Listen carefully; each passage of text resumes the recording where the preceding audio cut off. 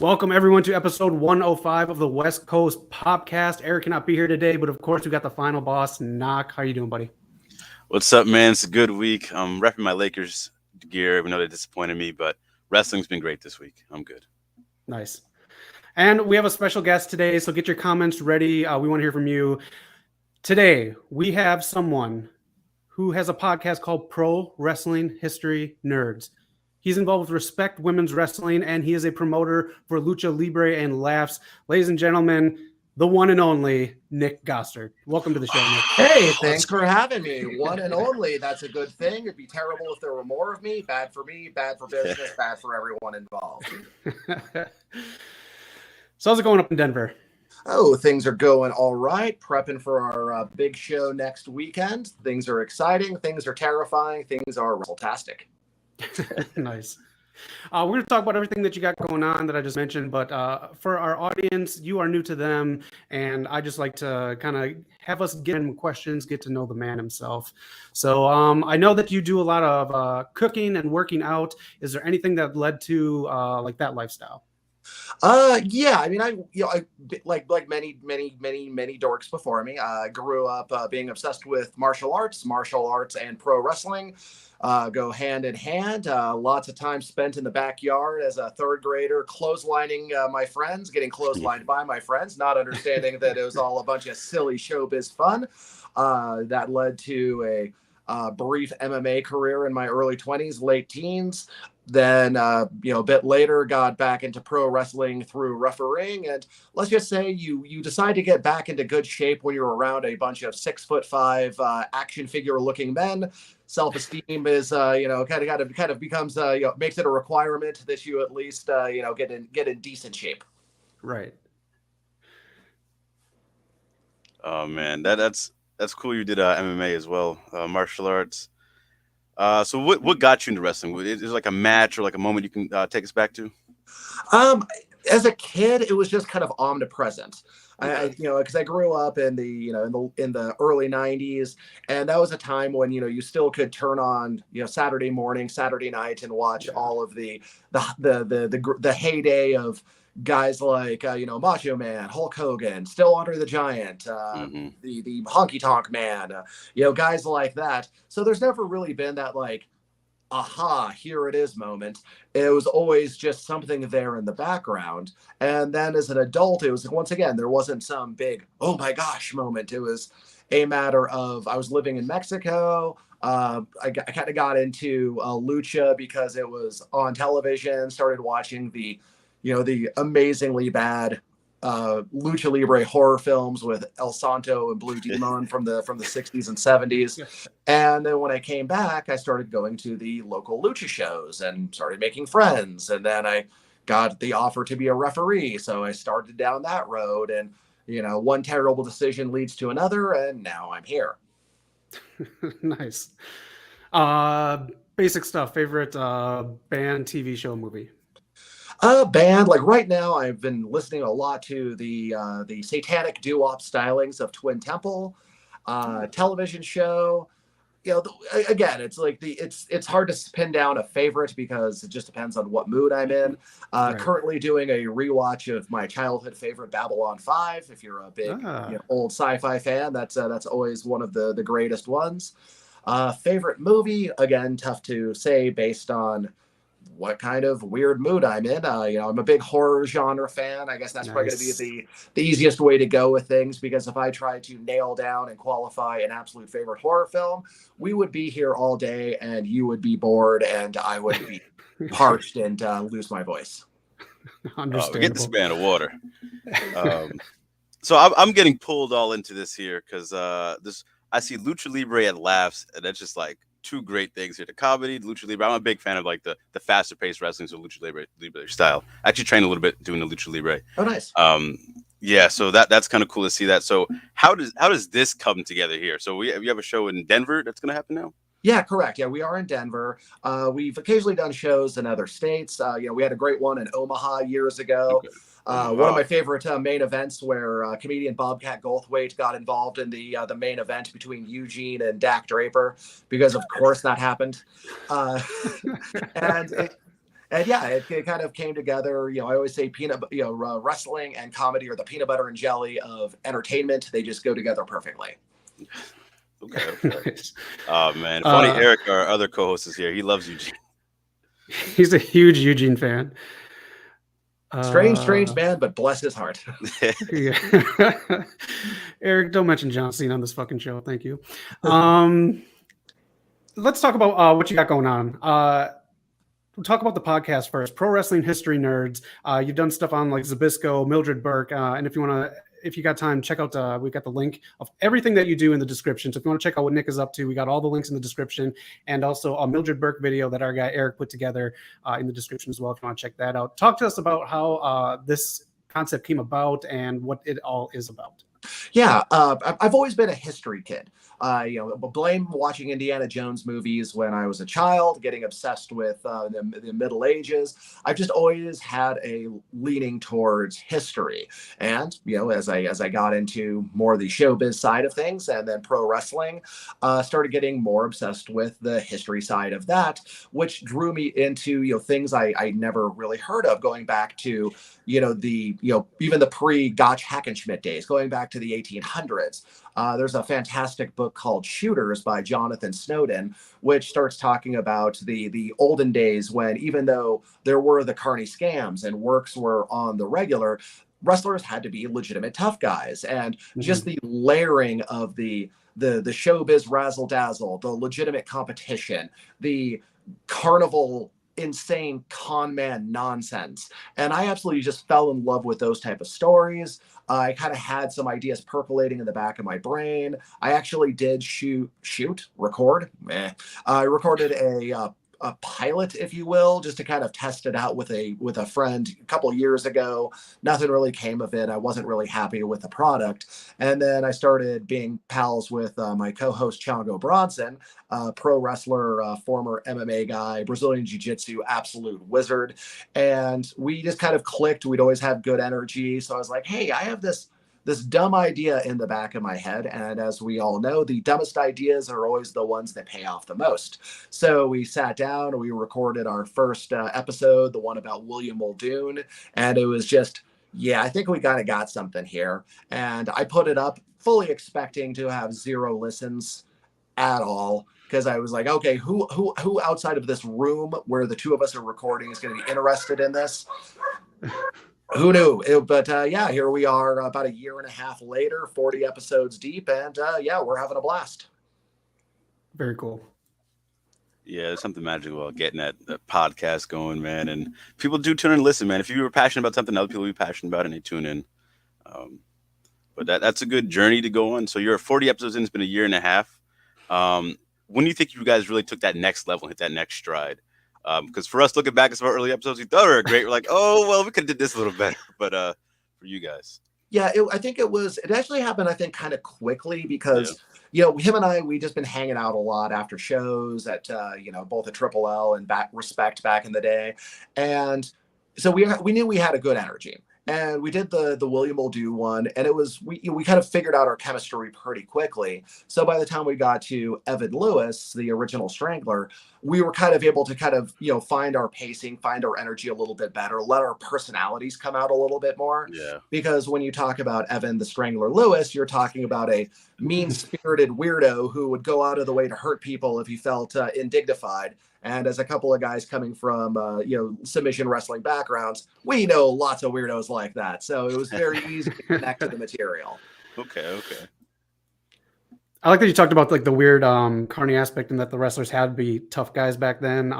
So there's a podcast I did on a movie with Zbyszko. I can't remember. It's like from the 40s, maybe 42. I can't remember. But that was pretty much the premise of the whole thing, of the con man and the wrestlers being tough guys. What's the weirdest thing that you've discovered while going back into wrestling history? I'm sorry, the weirdest what? The weirdest thing that you've discovered by going back. You didn't know that was the case back then.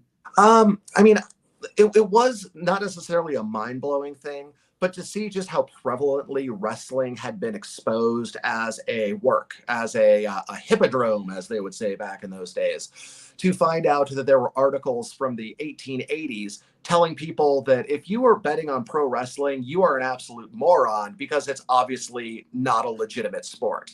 To kind of go through the research and constantly see sports reporters exposing the business, as they say, for what it is, even in the 1800s. So whenever you have the goofballs who go, back in the day when it was real, unless you are almost 200 years old, that was never the case.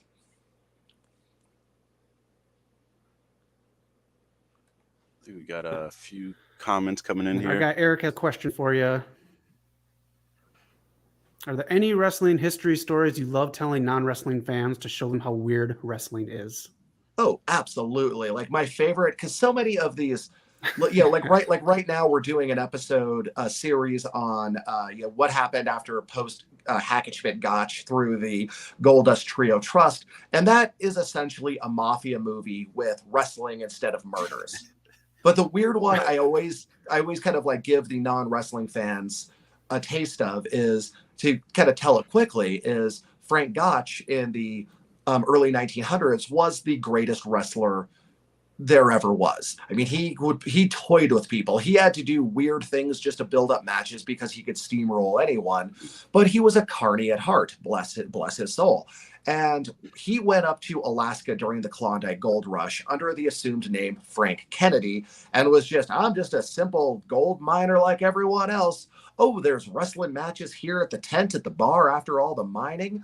Well, I guess I can wrestle a little. So under the alias Frank Kennedy, the wrestling champion of America went to the Klondike, which was incredibly dangerous. Like 20% of people who went up there never made it back alive. Jeez. Under an assumed name, started just wrestling the local gold miners under, at the bars and in the, wherever, to build up the reputation of Frank Kennedy, gold miner, so that when the wrestling show came to Alaska, the champion wrestler, said, after this match, I'll wrestle anybody here in the crowd. And Frank Kennedy goes, well, I'll take a shot at that, sir. And goes up, and the two friends put on a wonderful exhibition that ends in a draw.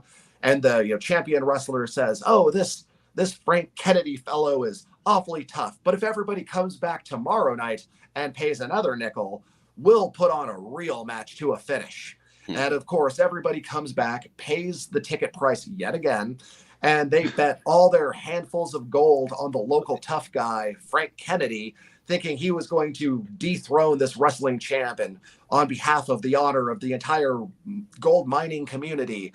And so they go up there. They put on a great match, but Kennedy, of course, loses because everybody bet on him. So they took all the betting money, which was in the millions, and got back on their boat and got the fuck out of town. Oh my gosh. Yeah, I mean, it's a heist movie, but wrestling. It's kind of genius.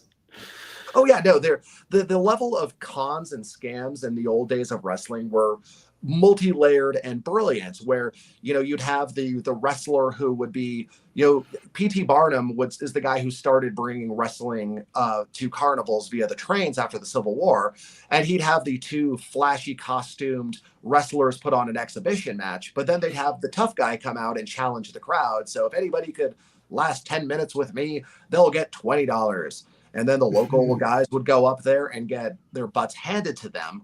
Or if they actually were tough enough to give the wrestler some problems, they would have the dirty tricks like, oh, we know that under the canvas, under this board is a soft spot. So you position them there so they twist their ankle. Or over here on like the turnbuckle, you would have some turpentine or ammonia. So you rub your hand on that if you get in a tough spot, and then rub it in the guy's eyes so that they're blinded and in pain, and then you can wrap them up. And then you would, if you can't, and then, you'd be beating the marks, as they would be called. But then what happens when you would occasionally have what's called a stick in the carny parlance, where you would have a plant who went ahead of the carnival by a week and just shows up with the ticket buyers and goes, I think I can beat this guy, and goes up and puts on a heck of a match, but the wrestler looks bad to get everybody else to pony up their money for betting. And then you have the quadruple, the double screws, where you'd have the wrestling or the carnival wrestler making the challenge, and then some guy comes up and goes, well, I'm just a simple furniture mover from Iowa, I think I can beat you for that $25. Turns out that's, a champion wrestler from the next state over who showed up in overalls and a straw hat acting like a hick. These were all very common things that you saw in the carnival wrestling scene all the way up through the 20s. Man. Yeah, I thought I knew my history of wrestling, but he just levels this. It's the deeper you get, the weirder it gets. Yeah. Dang. But yeah, this type of stuff, as a history, I love history, and like you see it, like it always repeats itself. You see it, throughout time and whatnot. Knowing all this stuff about wrestling back in the day, is there anything now you can see, or do you see some of that still crossing over in today's wrestling? I mean, it's all, there's nothing new under the sun. It's kind of one of the things we always talk about, where, whether it's, with, legitimate sports or, worked sports, performances, you have to sell tickets the same way with public attention. So the way the tickets are sold via, showbiz, BS, and promos and public insults and manufactured drama, you still see that today in wrestling, of course. But it's also the same thing you see in boxing, in MMA, in team sports. Nothing sells tickets like talking trash. That's just the way it is. And that's the way it was back in those days. That's the way it is today. I mean, back in those days, you'd have the two camps come to town and arrange shoving match almost fights at restaurants so that more people, so it gets publicity. But then sometimes the media would say that's just a bunch of ballyhoo, if you will. So yeah, I mean, the things that you see then are the things you see now. Same thing with, the legitimate competition where, we talked about how so much of you see in the ancient Greek games was old at that point, but you still see it today. We talked about the ancient Olympic Games where, there are carvings 5,000 years old in Egyptian tombs that show submission grappling with somebody being caught in a triangle choke, which is a very common MMA jiu-jitsu move. There were, I found friezes of it's, from Greek mythology, again, thousands of years old. And it's like a centaur putting a guy in a heel hook submission hold. So again, it's just nothing really changes. It just gets a different coat of paint. Yeah. Gotcha. So I know about the podcast. We'll talk about the show coming up on the 24th, but if you can tell us what Respect Women's Wrestling is all about. Respect was an idea I had a few years ago where we just had a huge amount of local female talent. And I was looking around at shows and they were not getting as much attention, enough matches, enough respect, if you will, that I thought that they deserved.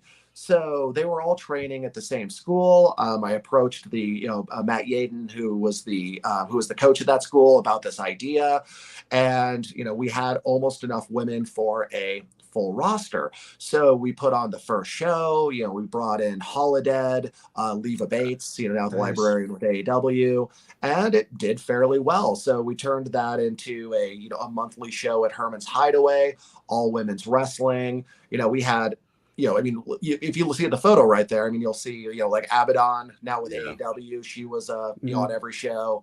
But, unfortunately, Heidi Howitzer is another one. She's now the Triple L Women's Champion, and she's getting a lot of steam nationally. She had an AEW appearance recently. But then COVID hit and kind of everything fell apart. And, a couple of them, Abaddon got signed, away she goes. Alligato kind of, took some time away from wrestling. She still really hasn't come back. Simone Lockhart, she ended up moving back to Australia. Bentley Powell, she hurt her back and, hasn't come back to wrestling since. So it just turned into a situation where in order to bring respect back, it kind of needs to get to the point where local events do well enough consistently for me to resurrect it, because I would need to bring in 2/3 to 3/4 of the show instead of 2 or 3 people. So it's just a matter of time and energy, and hopefully we get there soon enough to bring it back in one form or another. But it's something I was very proud of. We had a lot of cool people involved. Leva Bates was on a lot of shows. I recently revisited one of my favorites, which was Alligato versus Bentley Powell versus Nicole Savoy versus Shotzi Blackheart, which was just one of the most fun things I've ever put together. Nice. So, all right. So yeah, this is new to me as well. Like some of those names I know, but so if I was to get into this respect, could I be able to find it on YouTube or is like, any tapes I can Yeah. buy? Yeah, we have all the matches up on our YouTube channel. So if you go to Respect Women's Wrestling on YouTube, you will find lots of matches to watch. Okay. Yeah, like I said, we had our good core group. And then we had people like Shotzi and Kira Hogan and Holodead and just a lot of amazing people that we got to bring in on the regular and put on some fantastic shows. Very cool. I respect that. Before the pandemic, me and our other co-host Eric, we did a lot of shows. We used to do some impact shows, like just doing ring crew stuff, being behind the scenes, trying to set up and whatever security type stuff. And it really is like a bonding thing, man. You really come close to a lot of people backstage. Like it's a different feel. Oh, absolutely. It really is like a family feel. Like, and it just, I just want to speak of that. Like I kind of miss that. And you being a promoter and doing all type of stuff. Is there anyone like that we might not know of that you want to speak on, that you might have found or put on one of your shows that that impressed you, that you like believed in and you put on the show? Well, I mean, as far as like locals, I'm not not trying to because I never want to say like, oh, I gave that person cool matches before. Yeah. It was cool to give them cool matches, but I've been very lucky to have people in who I've been able to book early on before they become big deals. Mm-hmm. And it's case in point, people like Abaddon or in this obviously in Triple L, Royce Isaacs, guys who were local who then took off in a big way, or people like Leva Bates, as I consider her a good pal because I booked her a lot, and kind of after she had her post NXT glow before she went to AEW, I booked her as much as I possibly could, which is why she was happy to come back. I had her as a surprise opponent in a Triple L women's match just a little while ago. Heidi Howitzer, another person who really started their wrestling career here. I was glad I was able to work with her early on and say, cool, I see something in you. So I would give her matches with people like Priscilla Kelly, now Gigi Dollins with NXT, or gave her matches like Kikataro. And now she's somebody who can work, anybody, anywhere, and is, really making a really good name for herself in the wrestling industry. That's cool. That's cool. I have a little beef with Leva Bates, man. Me and my partner Eric, we put a librarian veto together, got a few likes, stole it from us. She was probably better for the job, of course. Yeah, a little beef. Let's talk about your tag team partner. He's got a question for Nick here. There's obviously demand for women's wrestling, but it feels like they're still fighting for the shine. Do you think there's a solution to bringing women to the forefront, or is it just a matter of time and being patient? It's like selling any product, because I hate saying this, that women's wrestling does not sell to the same level as men's wrestling, and which is stupid, but it is what it is. But that's not something where you put it on the back burner and go, well, I guess it's whatever. We'll go back to the period of 6-7 years ago or whatever, when it would be like, oh, there's one women's match on a show. It's like, no, what you have to do is point out how gosh darn awesome it can be. Case in point, show them a match like that Shotzi versus Ali versus Savoy versus Bentley, or another one on Respect that I was absolutely blown away with is Bentley's matches with Kira Hogan, or a match like Alligato versus Su Yung was another like just absolute barn burner. And then at Triple L, we did things like we sold out an intergender tag team weekend, and we had matches like Taya Valkyrie versus Mike Seidel, for example, where you get these marquee names putting barn burners together. And then, even as recently as I think it was our October show, main event, Heidi Howitzer versus Heather Monroe versus Leva Bates in a tables match. So, it's not like there's a quality difference. It's just an image difference, because unfortunately so much of the non-hardcore wrestling, and not mean hardcore wrestling, but the serious fans of wrestling outside of them, a lot of times they think that's going to be the bra and panties match, or they're just for eye candy. They don't think of it as, oh, these are amazing athletes putting on main event quality wrestling. So it's just a matter of putting it in front of people's eyes and going, hey, look, watch this. if you like, what the men with the six packs do, watch what the ladies can do, because it's just as damn good. And all you have to do is just get it in front of the right match, in front of the right person, and then they go, "Oh, you are correct." Yeah, and it's something I hope translates soon. To go along with that, we had. I think you're cutting in and out there, Zach. You're gonna go? Oh, sorry. I was going to say, to what you just said there, Nick, we had company over at one time, and I was watching wrestling while we were getting ready to go out. And I think it was Charlotte versus Sasha, two people that can go.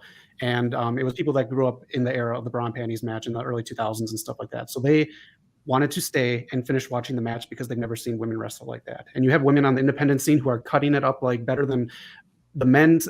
It's just, it is like what you said, you got to get it out there. You got to book properly, and you got to pay respect to the women that are busting their ass in the indies. Exactly, because even though there have been shows like Shimmer, things like that had been pre-established as great women's wrestling shows, the crossover popularity, the crossover exposure, the crossover appreciation, you can really give that credit to NXT, even though I hate giving credit of that type to a WWE product. It is true. When you had that Sasha Bailey series, I mean, I would stack that up against literally anything in wrestling history as far as quality is concerned. So I feel that a lot of what came, the women's revolution, if you will, can really be laid at the feet of Sasha Banks and Bailey. Yeah, and I was gonna say to that, like you had mentioned Heather Monroe, people like that. Like I got a chance to work with, and like they just put in so much work, even behind the scenes. Like I really hope it translates more to the wider audience, because the work is for sure there and the talent is there. So yeah, and like you said, Sasha and Bailey. I think like what I look back to is like Awesome Kong and Gail Kim. I just wish the Impact had a bigger audience for that, but it's there. The talent is there. Oh, 100%. And that's why, I don't like saying that's like where women's wrestling began or something like that, because it's been there. I mean, one of the first wrestling companies in Japan to really make it big was a women's wrestling show. Joshi Wrestling is a long-standing standalone, we don't need to incorporate with men's wrestling product in Japan since the 50s. You would have situations like the roster from Impact was always absolutely fantastic, but they just had trouble getting the wider audience. Yeah. And then you would have, once again, the companies like Shimmer and various other independent, companies that really pushed them to the forefront. But cross-culture, mass market, casual fan breakthrough, Sasha and Bailey on that one. But it's allowed better women to get better opportunities, more exposure. AEW has an amazing women's roster. I wish they would use them more, but that's a conversation for today. WWE gobbled up a lot of amazing people. I mean, I personally think, I almost take it like as a sign of some justice in the universe to see how big of a star Shotzi's been turned into. I booked her as much as I possibly could, before she got signed. So it was really cool to see her take off, see people like, Thunder Rosa, another, person I had at Respect, see how big she's becoming. And then seeing like even people who I honestly was not expecting to have the crossover level of success. Cause I mean, like when I had, Candice LeRae on Triple L, I was like, yep, that's a star right there. And then there are people, and everybody knows it. And that's why it's so cool to see people who like, there's a lot of women's wrestlers who, get that opportunity. And a lot of people go, is that person really going to, make the impact you think they will? And then the fans connect with them and they knock it out of the park, and they go from NXT, developmental to NXT TV to, main roster very, very quickly. Yeah. Shotzi's really killing it on the main roster. It's hard to kill it on the main roster. You can look at someone like Baron Corbin or Madcap Moss if you want to watch SmackDown every week. But Shotzi really fits in. They're not using her right now, which is a shame. But she's primetime material. Yeah, she had an injury that she was dealing with and had her father passed. So it's like, I understand taking time off for those two things. Yeah. But like when she got there, like I know a lot of her fans, myself included, were like, oh, they're going to take this away and they're going to make her do this and they're going to try to make her a little more palatable. And then next thing you know, she's still wearing the helmet and now riding a tank to the ring and just being the same amazing maniac of a lady that we all, know and love. Yeah. And that's part of too, like the presentation of her. I'm glad I didn't change the presentation. When you do your shows, like when you're about to start a show, like I know there's like a million things going. What are like some of the things that are most important to you to feel comfortable going to a successful show? Like is the presentation of it? Is it getting everyone here on time? Or is it like how you laid out the show? If you want to speak on that kind of like running a show. I mean, at this point, I've run probably 100 shows at this point over the years. I mean, at this point, the the kind of the formula of the day of is pretty cut and dry. It's just going through the motions. It's like, okay, cool. Well, we have enough tickets sold. Cool. Well, we have this person getting picked up. If they can't get picked up, they get in an Uber. So long as flights show up on time, it's a little bit of a concern these days. I have to tell you that. So long as just we get everybody in the right place at the right time. I just at this point I'm confident enough in my booking, in my my ability to get the right people in the right matches at the right thing. And then my job for the most part is to stay the hell out of their way. My job is to say, cool, I got the people who know what they're doing. I know the, minuscule amount of storyline we're going to bother with. And then my job is to just step back and let the experts do what they do. You are the anti-Vince. That is, in many, many ways. Yeah, it's because I mean, I've heard so many horror stories about indie promoters just micromanaging the talent. Where I remember Cabana telling a story about coming into some small show somewhere in the Midwest, and like the guy who was running the show like tried to hand them a script for the match itself, and it's like, how dare you?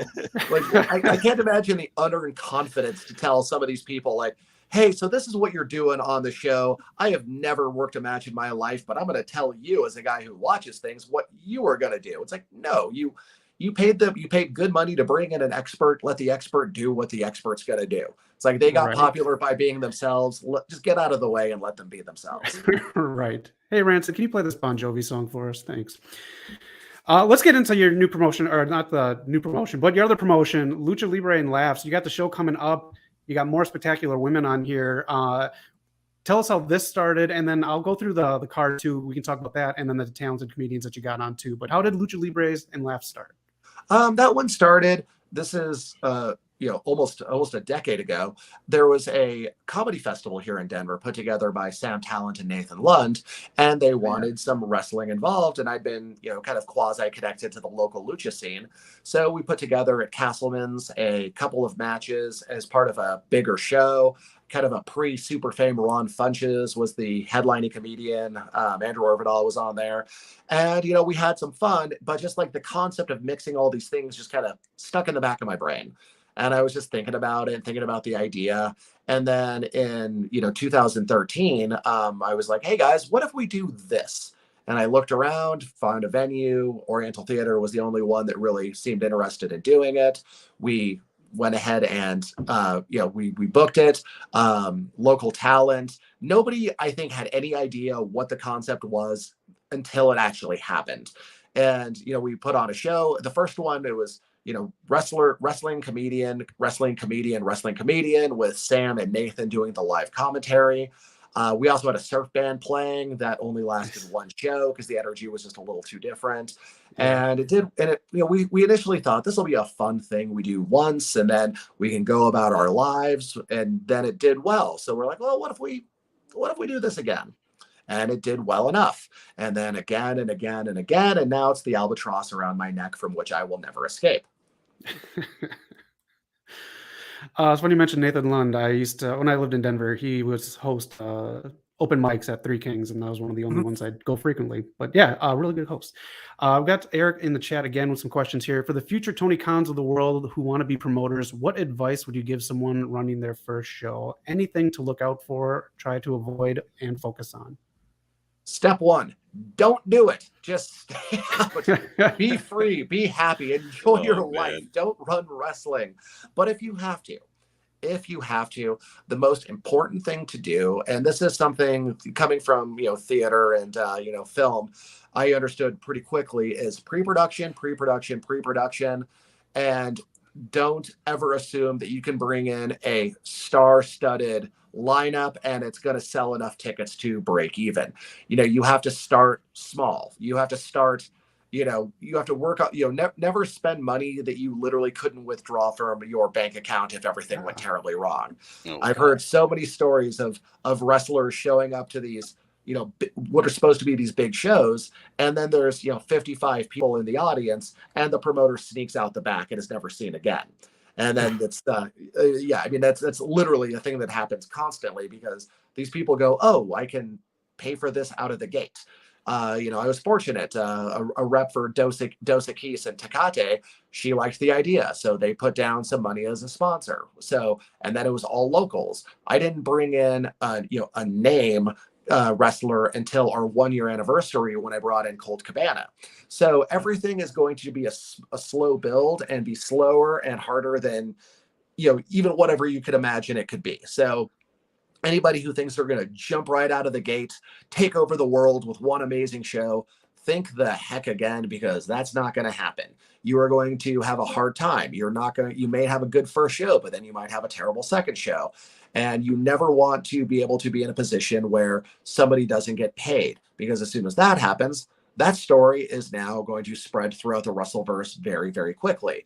So you never want to put yourself in a position where through your own hubris, you harm somebody else and then your own reputation. So it's always start small, work more on, promote, posters, internet, production. You're, as a promoter, you're thinking you're going to have this big rock star moment and make a lot of money is such a non-reality for pretty much the entire run. So just concentrate on making sure everything runs properly and cost effectively. Gotcha. Really quick, Primetime in the chat here. You mentioned that you were a ref. What was your favorite match to ref? Favorite match to referee? There were, as far as like the most fun I've ever had, it would probably, be either like some of the Kikataro matches that I've been in the ring with, or the one I always think of is, just because I was, such a big part of the finish, was the one in Omaha. So Dak Draper, Ring of Honor now, or back then he was Sammy Six Guns, beforehand Travis Tyler on NXT. But anyway, he was taking on Eugene in the main event, and then the finish was, Eugene goes for a whip reversal, boom, I get crushed in the corner. I'm staggered and being a silly boy. And then Dak comes running back in for a big clothesline in the corner. Eugene ducks it. I get completely crushed. I am dead. I'm lying there. Eugene gives Dak Draper the stunner, covers him, but there's no referee. Well, then here comes headlining comedian Bobcat Goldthwait, dives under the ropes, counts the 1, 2, 3, ding, ding, ding, raises the hand. And then I'm lying there pretending to be unconscious while they're celebrating. And I hear Eugene tell Bobcat, go drop an elbow on him. So Bobcat goes over to Dak Draper, who's also, down and out, and gives the best people's elbow that a, probably 60-year-old comedian can give. And I'm lying there and I just hear Bobcat go, did I hurt you? Dak Draper is 6'2", 240, just made out of muscles. You could have stuffed Bobcat into a cannon and shot him into into Dak at point blank range, and he would have just bounced off. And as soon as I heard that, I couldn't help it. I just started laughing. So I, corpsing, as they say in showbiz. I had to like turn inwards to the ring so the audience couldn't see me losing it because I was laughing so goddamn hard. All right, let's run down the card really quick here. You got a triple threat here: Heidi Howitzer, Viva Van, Edith Surreal. What's the main event? Hey, if you can put a better women's main event together, I don't want to hear about it. So Heidi Howitzer, our women's champ, won it off of Heather Monroe in that tables match a couple months ago. Had a couple amazing defenses against Christy Jane and then Volcana. Viva Van, amazing West Coast talent, really been taking off. We had her on Respect back in the day, just an amazing wrestler. And Edith Surreal has been completely killing it, from her days in Chikara to Camp Leapfrog to everything she's doing now. So it was just one of those really fun matches where you have a comedy wrestler, you have just such a great mix of styles in there that I just can't wait to see what happens. Yeah, and do you book these? Match right there. Yeah, I book all the matches. Yeah. Okay. I unfortunately do everything. It's just a monument to my own arrogance. Oh man, the only one I'm not too familiar with is Surreal, but Viva Van's been cleaning up awards over here in SoCal, and Heidi Howitzer, just mentioned the table match against Heather Monroe, another SoCal killer right now. Yeah, that's one thing. If I was ever going to say I take pride in something, it's my eye for talent, where it's, because anyone, well, not anyone, but anybody with the money can just be booking the endless supply of people being released by WWE. But, the people who are able to, the bookers that can put together the, 5 or 6 of those people who are just on that hot up and coming trajectory. That's what I think is like the real art of being a good indie booker for like mid-level shows like mine, where you can bring in, the 5 or 6 people who are cost effective. They are absolutely amazing. They've got all the, the internet buzz behind them possible. They have those dark matches, the AW dark matches, and you are going to get something absolutely spectacular. And then for a lot of the audience, they then have I saw them at this show and now they're on television moments, which I think are always just the best to have. Yeah. All right. Next match, Sandra Moon versus Dark Chic. Dark Chic has been just killing it on the indies. So that's kind of cool. You see them on the card. Oh, absolutely. And the Dark Chic's somebody I've been wanting to get booked for a while. We've been talking for a while, and then, COVID wiped out a lot of plans with a lot of people. And I was just glad that we finally, after I worked through a bit of the backlog of, because when COVID hit, I had flights booked and people planned through August of 2020. So I had a lot of people to catch up on those bookings before I could move on to my new wish list. And, that's somebody who I feel, from the ideas at Hood Slam and the ideas at Triple L, there's a lot of creative overlap, a lot of that same fun energy that is not to bring the kids to. So, like I said, just one of those people that I go, I think this is going to be a perfect match for this show. Nice. Next match, Bryn Thorne versus who? Do we get any spoilers, or you gotta buy tickets? Who can possibly say? It's a dark outline. There's a couple of question marks. Wait a minute, is that guy who had the infomercial about how to get grants from the government? Because he had a lot of question marks on his. I'll just say it's nobody from AEW. If you're thinking it's going to be a TV star, that's just crazy talk, a bunch of nonsense. It's almost certainly not anybody from AEW. So if you're showing up thinking I'm going to see an AEW star like I did it, in October when Leva came out, or in July when Seidel came out, I don't like using AEW people as surprises. So you should never expect me to use AEW people as surprises at my show. Just get that idea out of your mind right now. Okay. And since it's not AEW person, we all know it's Cody Rhodes. Absolutely. All right. You got Lola coming back too. What's she going to be doing at the show? We got a great I can use words sometimes. We have a great triple match. We have Tara Rusami versus Daddy Doom versus Lola the Adventurer. And Lola is honestly one of my favorite gimmicks in wrestling, period. She does a quasi Dora the Explorer type of character. and honestly, like I think it's pure gold. It is just one of the best gimmicks I've ever seen. I love it. It works so perfectly in the world of wrestling. Yeah, I love this too, because I have friends like Zach and Eric who are huge wrestling fans. But this type of match right here, I can bring in non-wrestler fans. Hey, check this out. and maybe you'll get you into the more stuff. Like I like this a lot. Oh yeah, because like she's just so likable. It's just such a fun gimmick. She leans into the character so hard, and it just creates such a great comedy disruption, I guess is the way to put it. Where you could be like, okay, here is this amazing technical grappling match, and somebody would be like, oh, I guess that was cool. And then you watch a Lola match where there's in 10 minutes, it's 5 minutes of character work, 5 minutes of actual wrestling. And they'll be like, I didn't know I was a wrestling fan. Exactly. This time, I dig this a lot.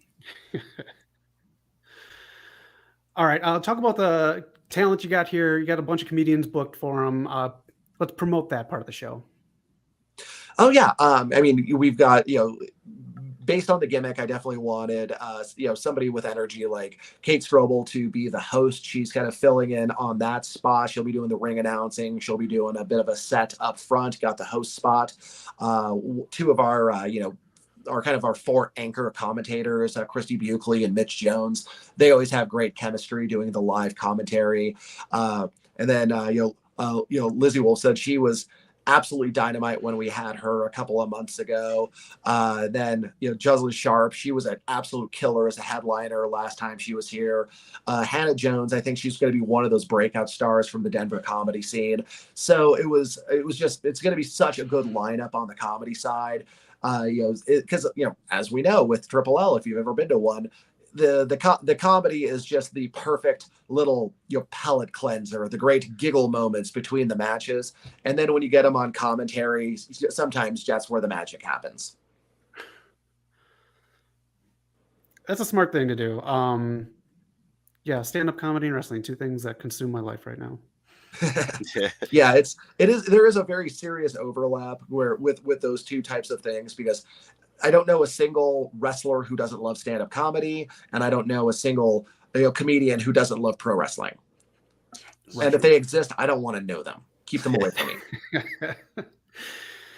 I was going to hit up the chats real quick because we got some questions for you. Primetime wants to know, what's the first thing you do after a successful show? A good cry. It's like the end of Kill Bill 2, where she's killed all the bad guys and she's just sobbing in a ball on the bathroom floor. Oh, I mean, for me, it's I remember like it used to be like the big celebratory thing, like, all right, we did it, we made it, we got through this, and then let's go get drinks and be weird, and which is kind of fun, kind of a little side story. It's like, it's very funny thinking about some of the lineups and some of the nights we had, where one time it was after a Triple L, and we all went over to a bar near the Oriental Theater. And I look back on that where it was me, Leva Bates, Joey Janela, Orange Cassidy, Bryce Remsburg, Mike Seidel. And I'm like, and I look back at that, I'm like, well, everybody but me did pretty good after that.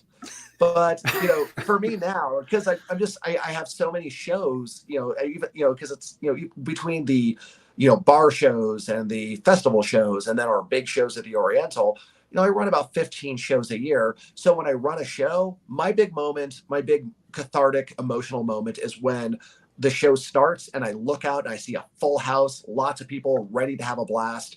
That's where the excitement is. And then as soon as it's all over, I usually am so exhausted.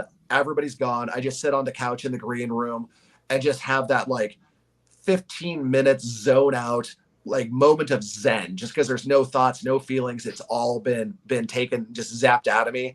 And then at the 16th minute, all right, I got 7 weeks to sell 500 tickets. Oh man. I guess I got to get started tomorrow. So yeah, it's just an endless cycle. So yeah, you don't really have the big celebration moment anymore. It's like, just, okay, we got through this. Well, time to get back to it, which I think technically makes me an addict, but there's not really a program for this, so I'm just stuck with it. Nice. All the way across the pond, Jonesy Chats, how you doing, buddy? Good wrestling station there on YouTube. Who has been your favorite ex-WWE star to book and bring in? Ooh, for former guys, that's a tough one, because I don't bring in a lot of the former WWE people because, they're usually a lot more expensive than the hot up and comers. But right. My two favorites, One is my easily my two favorites is Chris Hero, Cassius Ohno when he was on WWE, who is, in addition to being a absolutely fun person to hang out with and just a great fountain of knowledge and discusser of wrestling, will turn any match into an absolute masterpiece. And the other one, because he was just such a fun guy to hang out with, is Zach Gowen. Like, whenever I brought Zach Gowen to town, we always, he's just such a fun guy, such a fun teller of stories and philosophies, that those are just always my favorite people to hang out with. Because half the time as a promoter, my favorite moments aren't necessarily what happens from curtain to curtain, from start time to finish. It's the hanging out backstage, or eating lunch in my backyard, or going to a restaurant and getting some pizza before the show. Yeah. Where there's been times like it's funny when I think about like Shotzi, for example, where it's like, oh yeah, all these great matches she had there, but what is the one I always think of? It was her, I think it was Ruby Reyes, Delilah Doom, Marty the Moth, a bunch of us having breakfast at this diner called McCoy's here in Denver. And it's Saturday or Friday morning. There is just the old people, having their early bird special. And from across the room, I hear, mother, just this loud profanity. Everybody in the entire restaurant looks. And it was Shotzi, because she was putting quarters into like one of the little toy machines, hoping to get the devil dog, and didn't get the one she wanted. Oh, man. So it's always like, those are the things I find so endearing. So yeah, so that's why guys like Hero and Gowen we're always just the best, because just the hangout time is always quality. Nice. Eric, again, another great question. Are there any factors that go into considering who to book in matches together? Chemistry, ring style, etc. Oh, 100%, because, chemistry is always going to be a thing. And, you always have to consider what the clash of styles are going to be, because, you can put a guy who's an amazing lucha wrestler, but if he's not used to working American style, it can go badly. Or you can have a guy who is an amazing comedy wrestler, but you put him up against a guy who is a funny person but doesn't have a good comedy styling, and it just kind of ends up being a little bit flat. And then you also, there's three things that I always say a wrestling promoter needs: a Excel spreadsheet for budget, a spreadsheet for scheduling the run of day, and a flow chart to show who hates who and who doesn't want to work with who for whatever reason. It's always the drama. But yeah, that's something as a matchmaker you really have to learn on the job. And the best way to do that is to listen to talent. Almost from day one, I know that my job is to get the good people and then get out of their way. So I've never been like, here are the matches, for the most part. For a lot, especially in the early days, it was, hey, what do you think about a match versus this person? Oh, absolutely not. Okay, well, what about this person? Let people lean into their strengths, because sometimes you have people that they can never get on the same page, or you have people who just, their styles are too different, or, they have just like one little quirk which will make the match not good. So yeah, there is a lot that goes into it, because there are people you can put in there with anyone. Be it somebody like, Colt Cabana, who can work a technical match, can work a comedy match, guys like, Mike Seidel, who when he was champion, I'd put him in with anybody from Cabana to Keith Lee to Joey Janela, because he can make it all work with the tools he has, because he's absolutely fantastic. Same thing with a guy like Anaya, another guy who's a good up and comer who he's had silly boy matches with Eric Hannon, but he's also getting pounced across the building by Keith Lee, and then going absolutely crazy, him and his tag team partner Hoodie versus Jarrell Nelson and Royce Isaacs at the last show. So you have those guys who can do everything, and that's really the most important thing that as a promoter you need to keep an eye on, is know somebody's limitations, somebody's style, and kind of where they can fit in things. And that's unfortunately not something you can learn on paper. It's not academic. Right. It's not textbook. It's something you just kind of have to feel your way through. That's cool. And I just want to say I appreciate you giving your answers here. And like this, when I do like some of these wrestling seminars, like a lot of wrestlers I'm with, these are a lot of questions that that keep getting asked about, like, oh, what do we do for comedy? How do we work with this guy? So it's cool to see from your perspective. It's kind of like in the same thing with film. If you're like an actor, you want to do like, you listen to a writer's perspective, you try to do a little writing to learn. A writer does what actors learn. You learn from the. It's cool to see that perspective with these answers. Yeah, it's like there was a director I read an interview with who talked about his idea about casting, and he's like, I don't really direct and like coach actors a whole lot because I know these people are amazing, and so I let them do what I hired them to do. Mm-hmm. But this type of thing is, again, it's like, okay, I know this person is fantastic. They're a pro. Cool. Well, here is your match. Here is your money. Go have 15 minutes of fun, you crazy kids. Nice. All right.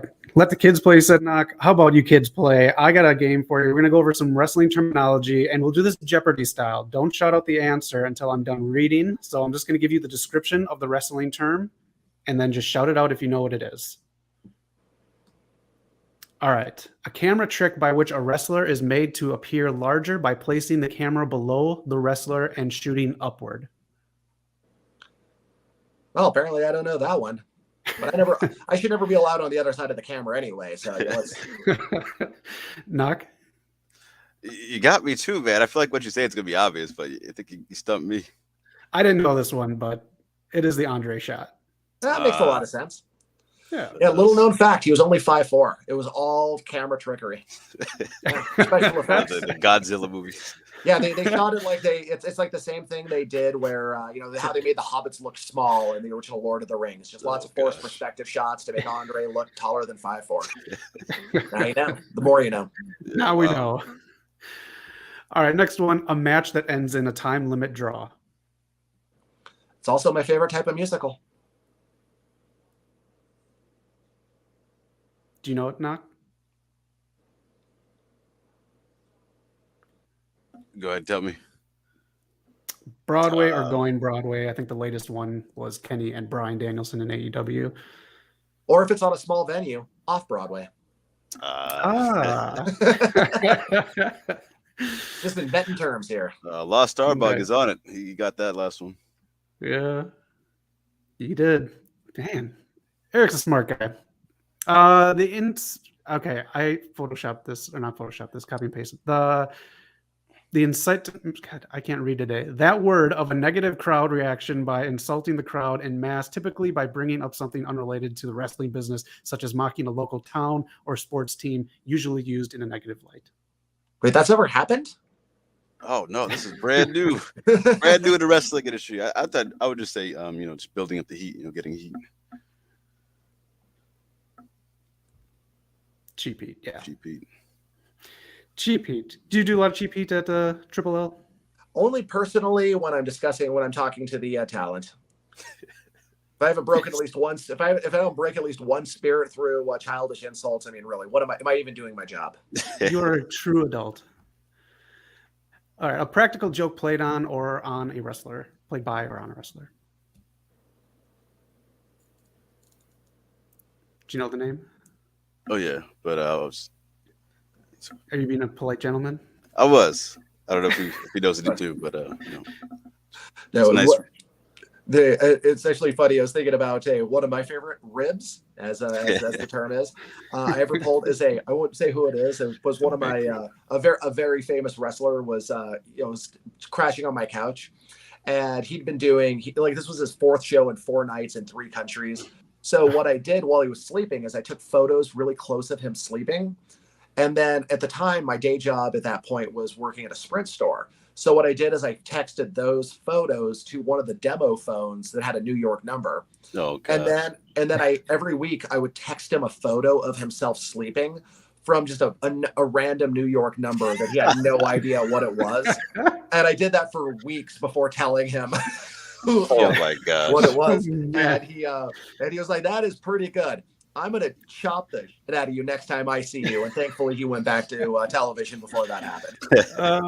Nice. That's cold-blooded. All right, next one. What is this called? The act of one wrestler guiding a typically less experienced or skilled performer through a match. I mean, you could say carrying the match, but I know there's another word for it. That was it. Simple as that. All right, next one up here. What is it? The amount of money drawn at a particular event, also a term denoting how many fans are in attendance for an event. What is the term?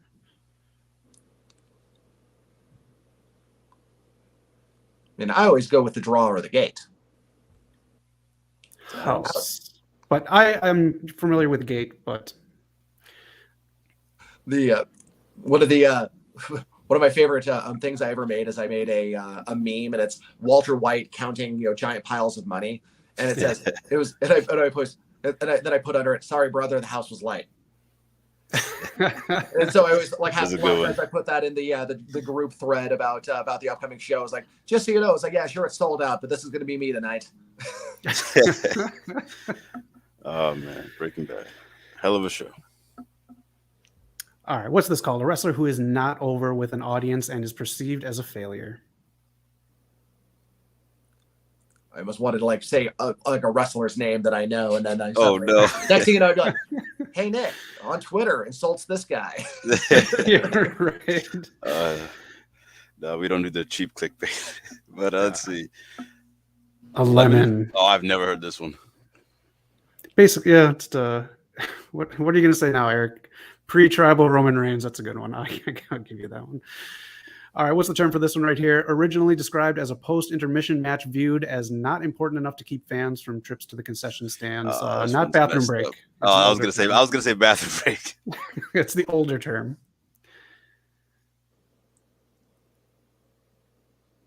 No, it is popcorn match.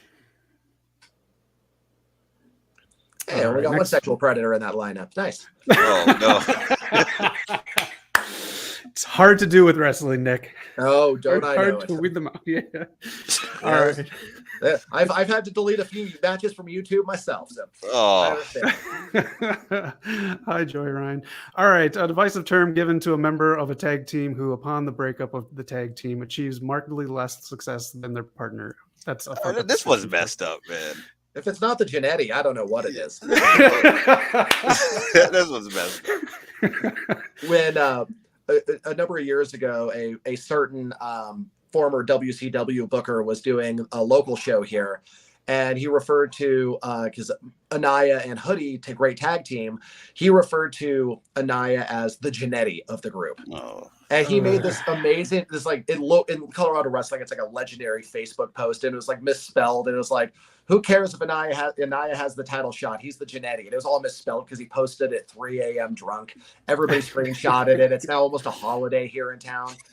So a couple of years later, I was doing a 2-night tournament. First time I ever did something like that. And Anaya was going to win it. So on the trophy, I had engraved that Facebook post, misspellings, and typos and all, just as he Facebooked it. And I made sure he didn't see that until he was presented with it. And I made sure the ref handed it to him and said, "Read that." So we got all this, you could see him trying not to lose his shit. It still looked like he's celebrating after reading that on the trophy. That's great. That's great.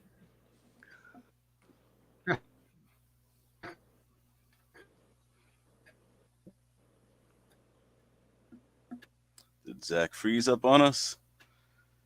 Oh, I think he did. He might have. Oh, he's not moving. He could be dead. Oh my gosh! Someone go check out him. We just see him fall out of frame. That man is gone. Well, I'll take over here. I got one more question for you. So some of these shows I've done, I'll say the last one we did was Impact a few years ago when it came to Hollywood, and you got the people talking about their match, people doing some stuff in the ring, and all we see is Moose just in the seat, just staring off into space, man. I'm like, what the hell is going on here? Is there anyone in your show that's really taken their character seriously, and even before the show just stays in character? This is way before this is like at least 5 hours before the show is about to go on. He's just sitting there staring. He does not move. Yeah, there's occasionally been some the local lucha guys where I'm like, guys, calm down. Yeah. It's fun time. It's not you guys aren't really fighting. You don't have to act like a crazy tough guy. Yeah. You're 160 pounds and the doors don't open for hours. Calm down. I have been around people who, sometimes will, do like one of my favorites is when I was refereeing at First Avenue for First Wrestling. And they had the Great Susuke, and that guy did not take his mask off at the after party, and then at the end of the road, me and Dak Draper had to walk him to his hotel. So we're walking through downtown Minneapolis, drunk as can be, and Dak Draper is this giant man, me, and then this older Japanese man wearing a wrestling mask, just staggering through downtown Minneapolis as the bars were getting out, and everybody was doing double takes. Just, oh my God. That's hilarious. Oh man. The return. Oh yeah. We weren't sure what happened with you there, buddy. I don't know if you left us or what. The price I pay for free internet. that Starbucks internet you got using over there. All right.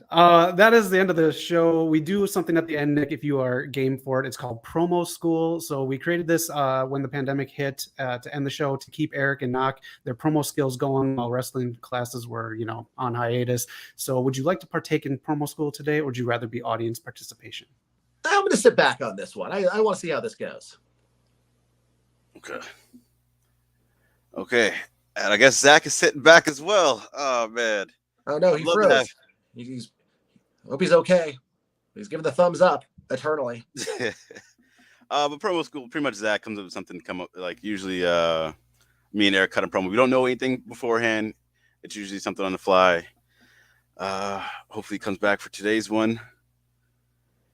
No. But yeah, we do appreciate your time. I'm glad you were able to make time for us. Absolutely. I hope the show goes well, and I hope you enjoyed this hour or so it's been.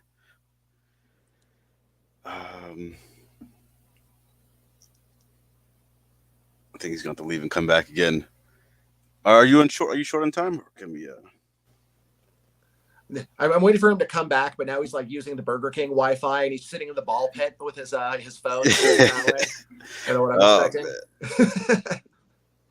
And now it's just us. Now it's just us. Then there was I think two. We're alone now. Oh man.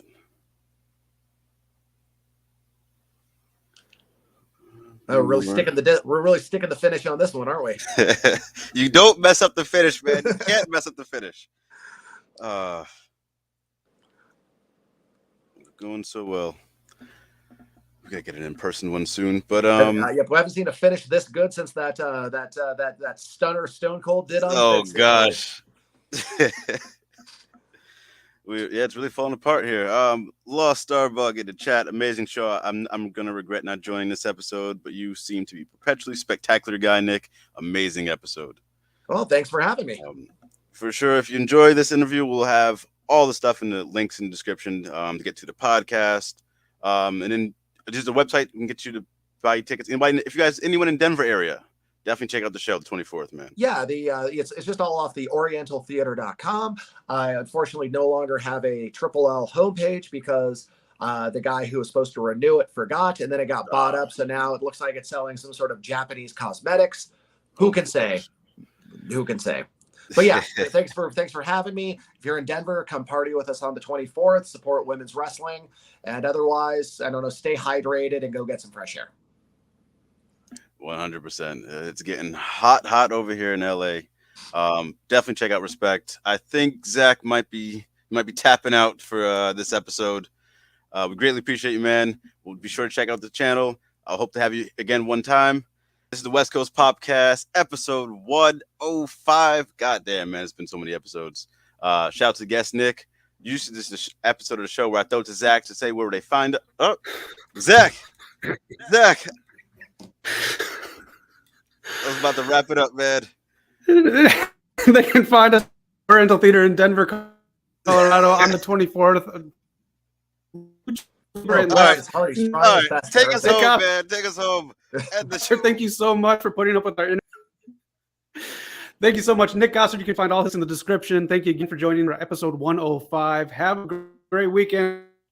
Be excellent. Take us home, man. End the show. The podcast is over. Shout out to Nick.